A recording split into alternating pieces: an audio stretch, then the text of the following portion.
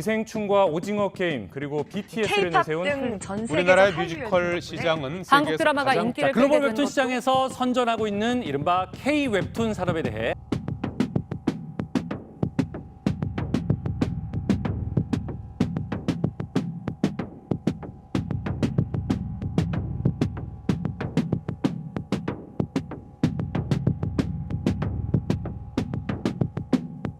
배우가 공연 중에 바닥으로 떨어졌거든요.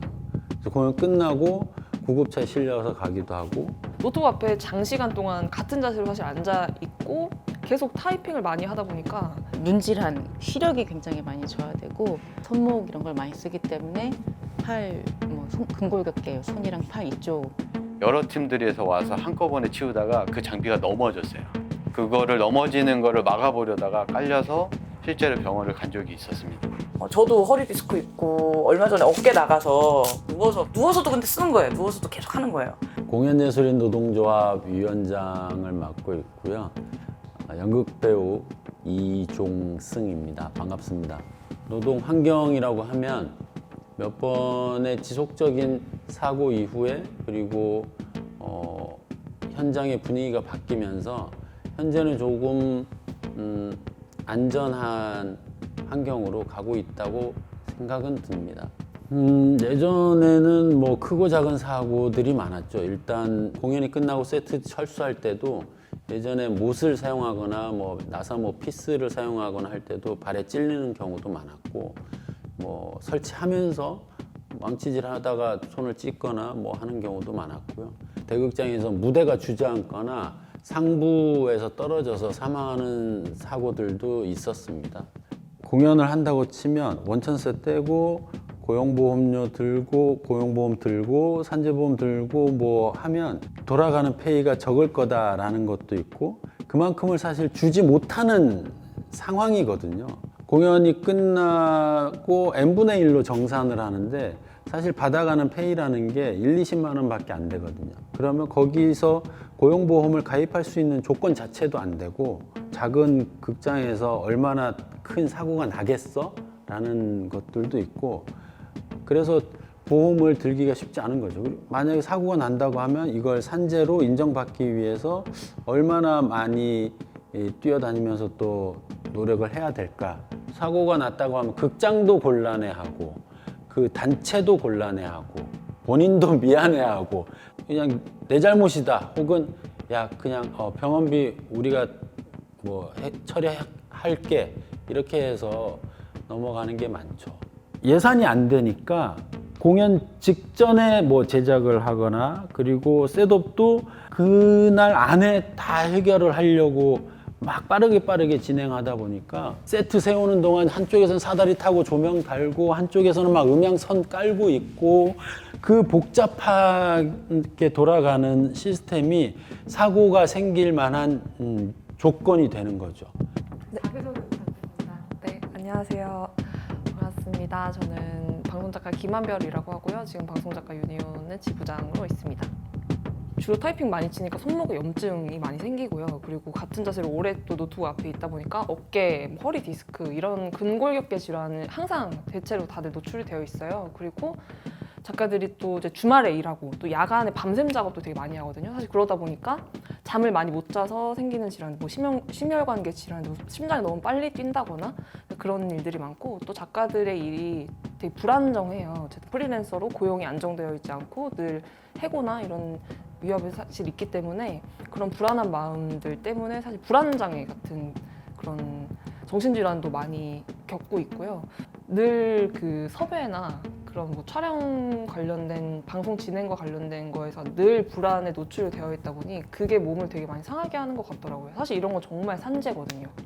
일하는 현장에서 오는 그 질병이기 때문에 그 근로복지공단 측에서 이제 그 판단하는 쪽에서 방송 작가들의 업무를 사실 제대로 이해하지 못하고 있고 그것과 이제 이 질병의 연관성이 없다. 사실 그런 식으로 이제 산재 처리를 해주지 못하는 거죠. 사실 그래서 작가님은 산재보험료를 계속 냈지만 결국 이제 보험료를 전혀 받지 못했던 그런 일이 있었어요. 사실 그런 것이 이런 문화예술 노동 현장에서의 그런 노동을 사실 노동이라고 사실 인정하지 않는 약간 그런 풍토가 좀 맞닿아 있는 게 아닌가 하는 생각도 들었고요. 사실 방송 작가와 같은 걸 문화예술 노동 현장에 있는 사실 특수 고용 노동자들이죠. 그런 분들에게도 사실 산재 보험 사실 100% 당연 가입이 되는 방향으로 바뀌어야 한다는 생각이 들어요. 안녕하세요. 저는 2003년부터 영화 제작 현장에 그리팀으로 일하고 있는 박찬희라고 합니다.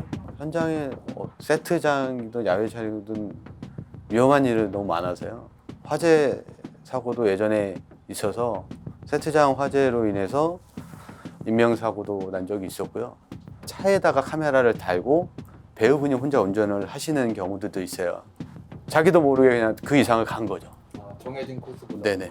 그래서 카메라가 그 울타리 벽에 부딪혀서 파손이 난 적도 있었고요. 그게 사람이 타거나 이랬으면 더 큰 사고가 날 뻔했던 경험이 있죠.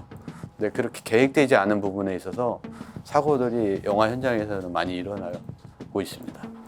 계획이 없다 갑자기 하다 보면 도둑 촬영이라고 할 정도로 그냥 허가를 안 받고 촬영하는 경우들도 왕왕 있거든요. 그러면 이제 준비되지 않은 상황에서 사고들이 많이 발생하죠. 뭐 작은 사고들 같은 경우에는 개인들이 처리하는 경우들도 많이 있죠.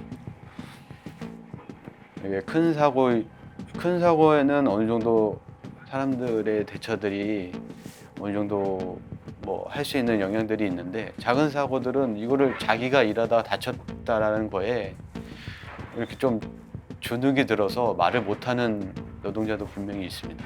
위험하다고 말을 못하는 그런 노동 환경을 만들어 와서 정말 그거를 먼저 발견하고 소리 지르는 게 제일 우선인데, 그것조차도 되지 않아 실제로 세트에 불이 나는데 아무도 모르고 있고, 배우분이 이제 연기를 하다가 불이 났는데 이거를 나는 와중에도 본인이 끊을 수가 없으니 그냥 계속 연기를 하는 상황도 있었거든요.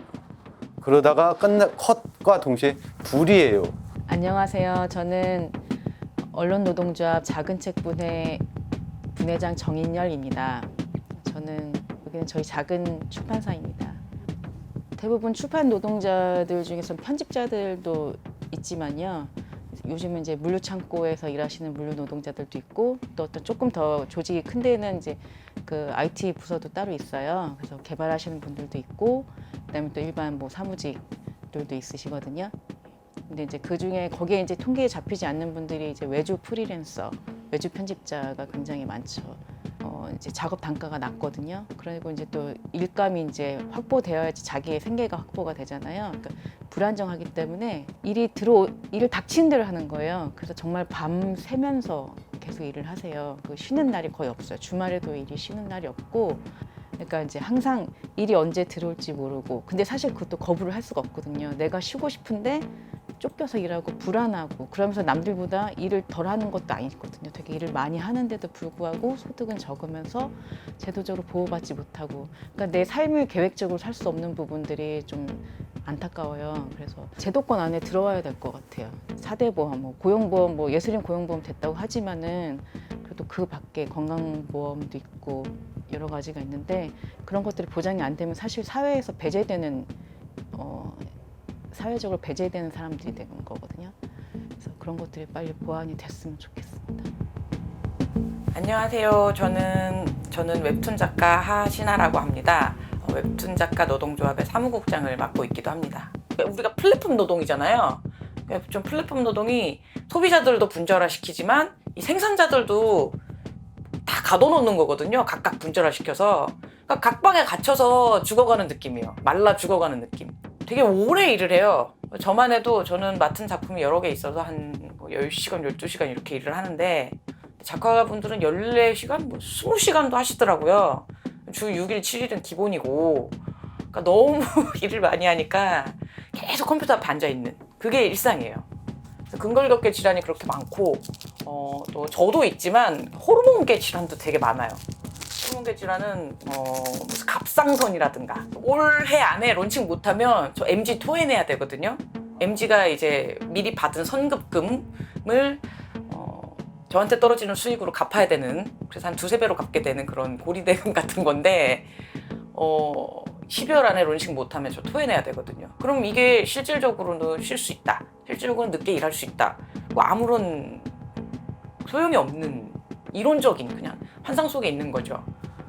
뭐, 근데 또 이제 뭐 또 하나 말씀드릴 게 정신과 질환.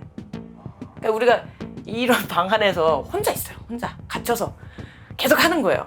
그러면 가만히 있어도 약간 죽고 싶다 이렇게 되거든요. 사람이 굉장히 다운되고, 그리고 업다운이 마감이라는 게 업다운이 되게 많이 되니까 정신이 약간 돌 것 같아 이렇게 돼요. 근데 만약에 악플이 달렸든가 아니면 내가 조류돌림을 당하고 있어 이러면 진짜 그냥 사람이 살짝 돈 상태에서 그렇게 되니까 죽고 싶은 거예요 바로. 정말 잘 살기도 하셨던 작가님들도 되게 많이 있고, 전혀 포털이나 플랫폼에서 보호해주지 않아요.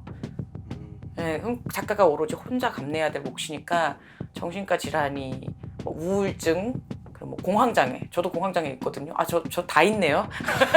저도 공황장애 약 먹고 있는데 그런 거 많이 시달리고 있죠.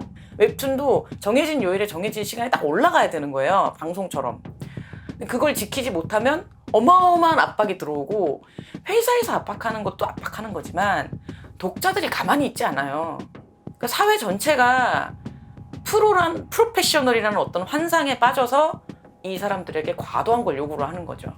적어도 휴재의 권한, 자유롭게 휴재를 선택할 수 있는 권한은 줘야 되지 않나. 우선 산재보험 당연가입 지금 추진되고 있는데 당연가입이 돼야죠. 근데 우리는 당연가입이 된다 할지라도 딱 봐서 뭐 어디서 떨어져서 다쳐서 뭐 부러졌다 이런 게 아니기 때문에 답답해요. 그래서 이 질환들을 웹툰 작가 노동의 산재다라고 인정받을 수 있게 하기 위해서 노조가 열심히 하는 수밖에 없죠.